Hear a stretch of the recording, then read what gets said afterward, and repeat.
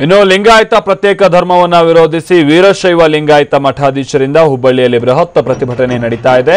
ಸಾವಿರಾರು ಜನರಿಂದ ಬಂಕಾಪುರ ವೃತ್ತದಿಂದ ತಹಶೀಲ್ದಾರ್ ಕಚೇರಿವರೆಗೂ ಮೆರವಣಿಗೆ ನಡೆಯಿತು.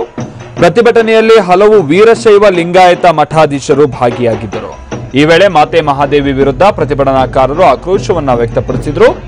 ವೀರಶೈವ ಲಿಂಗಾಯತ ಪ್ರತ್ಯೇಕ ಧರ್ಮ ಮಾಡದಂತೆ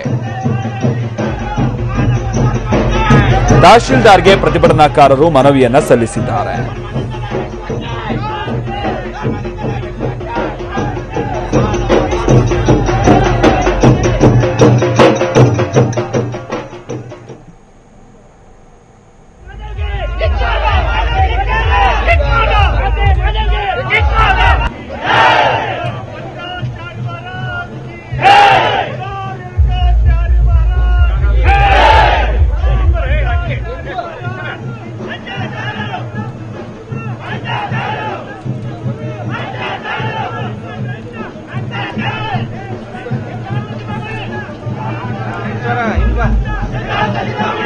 ಹಿಂದೆ ವೀರಶೈವ ಲಿಂಗಾಯತ ಪ್ರತ್ಯೇಕ ಧರ್ಮ ಆಗ್ಲಿ ಅನ್ನುವಂಥ ವಿಚಾರಕ್ಕೆ ಸಂಬಂಧಪಟ್ಟಂತೆ ಒಂದಷ್ಟು ಬೆಳವಣಿಗೆಗಳೆಲ್ಲ ನಡೀತಾ ಇದ್ವು. ಆದರೆ ಇತ್ತೀಚೆಗೆ ಮಾತೆ ಮಹಾದೇವಿಯವರು ಲಿಂಗಾಯತನೇ ಬೇರೆ, ವೀರಶೈವನೇ ಬೇರೆ, ಲಿಂಗಾಯತವನ್ನ ಮಾತ್ರ ಪ್ರತ್ಯೇಕ ಧರ್ಮವನ್ನ ಮಾಡಬೇಕು ಅಂತ ಹೇಳಿರೋದು